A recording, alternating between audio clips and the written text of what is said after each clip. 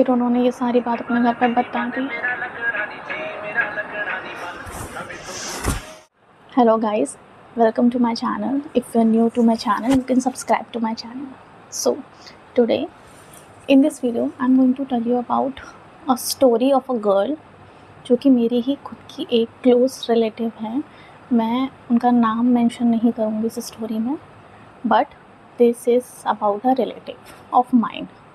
And क्योंकि मैंने उनसे कोई परमिशन इस चीज़ के लिए नहीं ली है, it's just a story, real life story. So मैं यहाँ पे इस स्टोरी को आप लोगों को सबको बताना चाहूँगी, सो दैट जो गलती उन लोगों ने की वो सेम गलती आप लोग ना करें। सो ये स्टोरी जिसकी है उनका हम नाम रख देते हैं इमेजिनरी नाम, लेट्स कॉल हर रिया। सो ये स्टोरी है रिया दीदी की। तो रिया दीदी एक बहुत ही ज़्यादा स्वीट सिंपल थी। उनकी एक बड़ी बहन भी थी जिनकी ऑलरेडी शादी हो चुकी है, और उनके एक दो भाई भी हैं, दो भाई हैं।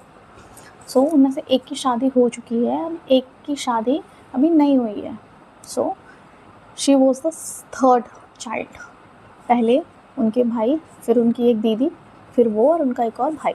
सो अब क्या हुआ कि वो बहुत ज़्यादा सिंपल और स्वीट टाइप की थी।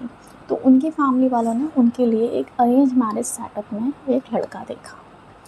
तो जो लड़का था वो एक प्रोफेशन से एक बहुत ही अच्छा डॉक्टर था। तो क्या हुआ, जस्ट बिकॉज वो डॉक्टर था और दीदी कुछ नहीं कर रही थी, तो उनके फैमिली को मतलब बहुत ज़्यादा अच्छा लगा कि लाइक लड़की कुछ नहीं कर रही है, लड़का डॉक्टर है। सो वो लोगों ने एक अरेंज मैरिज वाले सेटअप में उनकी शादी वहाँ पे फ़िक्स कर दी।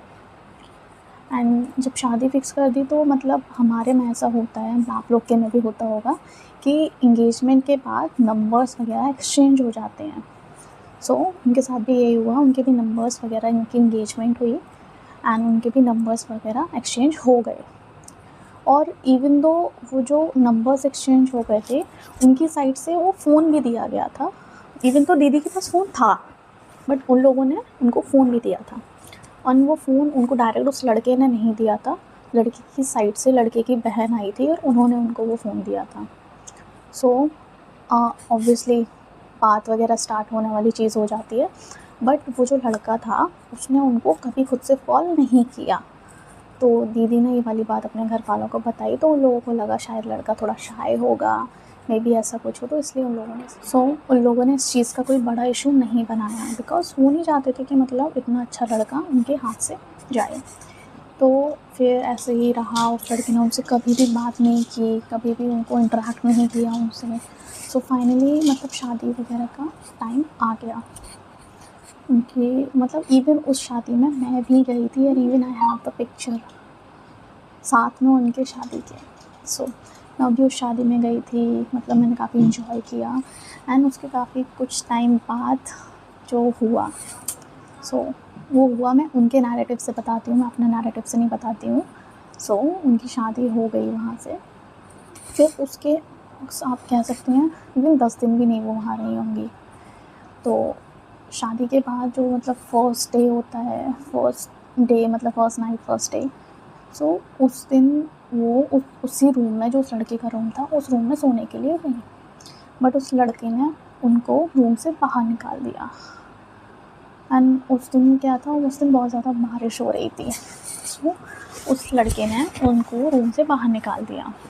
और उन्होंने जब बोला कि तुम मुझे रूम में क्यों नहीं आने दे रहे हो, तो उसने बोला कि तू मेरे रूम में नहीं आएगी, मेरा तेरा कोई रिश्ता नहीं है, मैं तो तुझसे कभी शादी ही नहीं करना चाहता था, वो तो मेरी शादी मेरे घर वालों ने ज़बरदस्ती करा दी, इस वजह से मैं तेरे चक्कर में फंस गया। एंड पूरी रात उस लड़के ने उनको गेट पर खड़ा रखा है, और वो इतनी ज़्यादा सीधी थी, वो पूरी रात रोती रही गेट पर खड़े होके, और उस लड़के ने गेट भी नहीं खोला। फिर जब सुबह हो गई तो उन्होंने तब भी कुछ नहीं बताया अपने घर वालों को। फिर उसके बाद उन्होंने अपने घर वालों को जब कॉल किया तो नॉर्मली बात कर रही थी, उन्होंने नहीं बताया, बट वो एकदम से रोने लगी। तो ऑब्वियसली बात है, आप अपने घर से इतना दूर हो, आप इतना। एंड फिर उन्होंने ये सारी बातें अपने घर पे बताई। उनके घर वालों को बहुत ज़्यादा इस बात पे गुस्सा आया। उन्होंने उनके इन लॉज़ को कॉल किया, बट इन लॉज़ ने सीधे मना कर दिया कि नहीं ऐसा कब हुआ, हमें तो पता ही नहीं है कुछ, ऐसा कुछ नहीं है, उसने अपनी मर्ज़ी से शादी की है। बट घर वालों ने बहुत ज़्यादा मतलब लड़ाई हुई, बहुत ज़्यादा ड्रामा हुआ, मतलब इवन जिसने शादी करवाई थी उसको बुला के बिठाया गया, आपस में सेटलमेंट करने की कोशिश की, बट उस लड़की ने सीधे-सीधे मना कर दिया कि मैं इसके साथ नहीं रहूँगा, मेरी शादी फ़ोर्सफुली कराई गई थी, मैं तो उससे शादी करना ही नहीं चाहता था और मैं किसी और लड़की से प्यार करता हूँ और मैं उसी से शादी करूँगा। और जब ये वाली बात उसके लड़की के पेरेंट्स ने बोली तो उन्होंने डिनाई कर दिया कि नहीं, हमें नहीं पता था, हमको पता होता तो हम ऐसा क्यों करते। बट द ट्रुथ वाज़ कि उसके पेरेंट्स को सब कुछ पता था, उनको लगता था हम इसकी शादी करा देंगे तो ये शायद उस लड़की को भूल जाएगा, और इस सब के चक्कर में एक लाइफ़ स्पॉइल हो जाती है एक स्वीट, सिंपल, इनोसेंट लड़की की। So I just want to request to all the parents, अगर आपके बच्चे शादी नहीं करना चाहते हैं, किसी और से करना चाहते हैं, तो प्लीज़ किसी दूसरे की लाइफ स्पॉइल ना करो, क्योंकि इस सब में उनकी क्या गलती थी।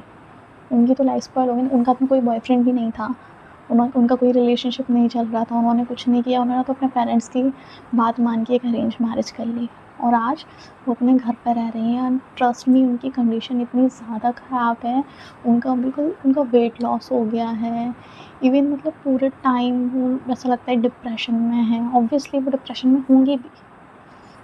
एंड अभी रिसेंटली मैंने कहीं से सुना था, मतलब I am not directly, but मैंने कहीं से सुना था कि वो लोग उनके लिए कोई दूसरा लड़का देख रहे हैं, बट ऑब्वियसली उनकी शादी हो चुकी है तो अब उनको कोई अनमैरिड लड़का नहीं मिल रहा है। एंड अभी कोई उनके रिलेटिव हैं जिनकी शादी ऑलरेडी हो चुकी थी और उनकी वाइफ एक्सपायर हो गई हैं, उनके 2 छोटे-छोटे बच्चे हैं। तो अब उनकी शादी शायद उसी पर्सन से कराने की बात हो रही है, जो कि उनसे एज में 10-12 साल बड़ा है और उनके ऑलरेडी बच्चे हैं। तो this is very traumatising for me. जब मैंने ये वाली चीज़ सुनी तो मतलब I felt very personal, because मैं उनकी शादी में खुद गई थी, तो मुझे इतना ज़्यादा बुरा फ़ील हो रहा था उनके लिए कि मतलब उनके साथ इतना गलत हुआ, उनकी क्या फ़ॉल्ट थी इस सब में। तो इसीलिए I just wanted to share with you all कि शादी करने से पहले 10 बार सोचिए, किसी भी पर्सन से शादी करने से पहले उसके बारे में जानिए, उसको समझिए, एंड जितने भी जो आपका इंट्यूशंस है ना, उनको लेट गो मत करिए, think about it. Thank you, and if you liked my video, just subscribe to my channel and like to this video. This is my very first video, so I'm not that confident to talk in front of the camera, but I hope you will understand and like my videos. Thank you.